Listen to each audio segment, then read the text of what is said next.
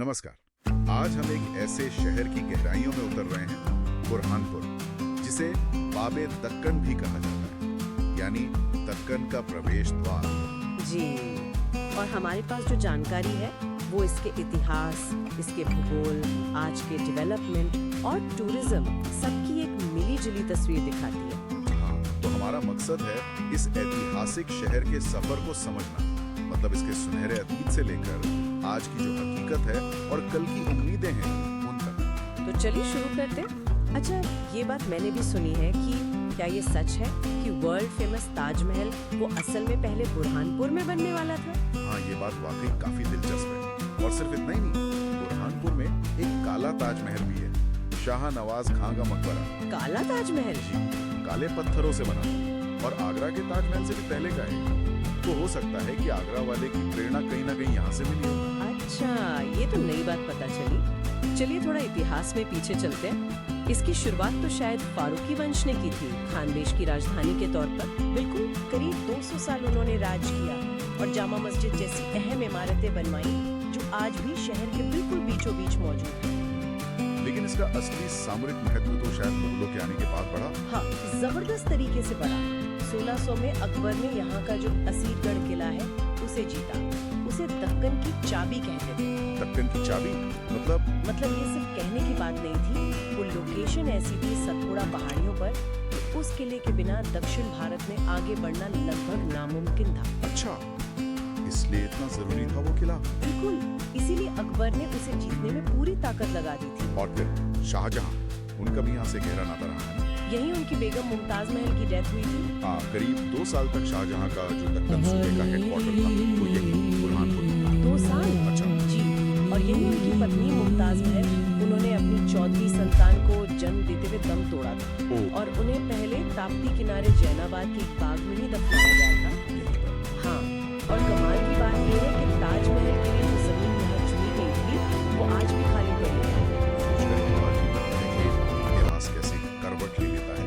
और वो काला ताजमहल जिसका जिक्र आपने किया, वो किसका था? वो शाहनवाज खां का मकबरा है। वो जहांगीर के एक सेनापति थे और अब्दुल रहीम खाने खाना के बेटे थे। अच्छा। और ये मकबरा दिखाता है कि मुगल आर्किटेक्चर कैसे धीरे धीरे डेवलप हुआ। आगरा के ताजमहल से पहले भी इस तरह के डिजाइन मौजूद थे, बाद में फिर मराठों और अंग्रेजों का भी असर रहा यहाँ। अच्छा, अब जरा आज की बात करते हैं, अर्थव्यवस्था और भूगोल की। शहर ताप्ती नदी के किनारे बसा है और मैंने सुना है केले बहुत होते हैं यहाँ। हाँ बिल्कुल, एग्रीकल्चर में देखें तो बुरहानपुर देश के सबसे बड़े केला उत्पादक जिलों में से एक है। करीब 16,000 हेक्टेयर में खेती होती है। कपास भी काफी अहम है। लेकिन इकोनॉमी की असली रीढ़ शायद कुछ और है। जी, वो है पावरलूम इंडस्ट्री। पावरलूम? कितना बड़ा है ये सेक्टर वहाँ? बहुत बड़ा, 45,000 से ज्यादा पावरलूम है। आप अंदाजा लगाइए, करीब 1.5 लाख लोगों को सीधा रोजगार मिलता है इससे। 1.5 लाख? हाँ, यहाँ का कपड़ा देश विदेश में जाता है। पर इसका एक दूसरा पहलू ये है कि शहर एक ही इंडस्ट्री पर बहुत ज्यादा निर्भर हो गया है। हाँ, ये तो रिस्क है। तो क्या इस निर्भरता को कम करने के लिए कुछ हो रहा है? कोशिशें हो रही हैं। अब इसे रेडीमेड गारमेंट हब बनाने की भी योजना है। करीब 200 करोड़ के इन्वेस्टमेंट और 5,000 नए रोजगार की उम्मीद है। अच्छा। और एक और बड़ी दिलचस्प चीज हो रही है, केले के तनों से, मतलब उसके वेस्ट से फाइबर बनाने की फैक्ट्री लगी है। शायद मध्य प्रदेश में ये पहली है। अरे वाह, ये तो बढ़िया है। मतलब एग्रीकल्चरल वेस्ट को इंडस्ट्री से जोड़ना।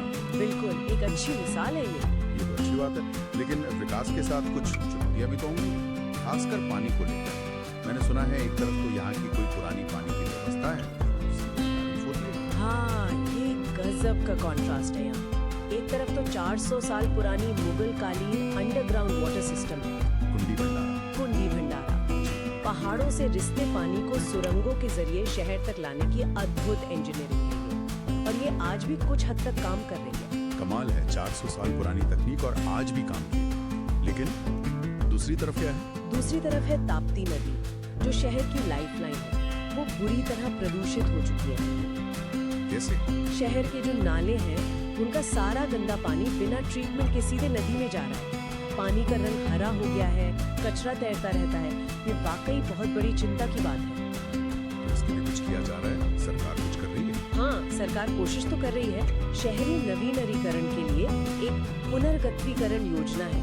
मतलब पुराने सरकारी बिल्डिंग्स की जगह नए कॉम्प्लेक्स बना। करीब 113 करोड़ के काम होने हैं इसमें। अच्छा, योजना पर ही काम चल रहा है। ये ग्राउंड वाटर रिचार्ज के लिए है। चलिए उम्मीद करते हैं कि योजनाएं कामयाब हों। अच्छा, अगर कोई घूमने जाए बुरहानपुर तो क्या खास देखेगा? देखिए, देखने के लिए तो बहुत कुछ है।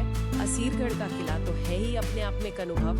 फिर शहर में शाही किला है और उसका शाही हमाम, कहते हैं मुमताज महल उसमें नहाती थी। वो काला ताजमहल और कुंडी भंडारा, ये तो अपने आप में बहुत अनोखे हैं। और धार्मिक स्थल, कोई मंदिर मस्जिद? हाँ, वो भी शहर की जो मिलीजुली संस्कृति है उसे दिखाते हैं। दाऊदी बोहरा समुदाय की विश्व प्रसिद्ध दरगाह हकीमी यही है।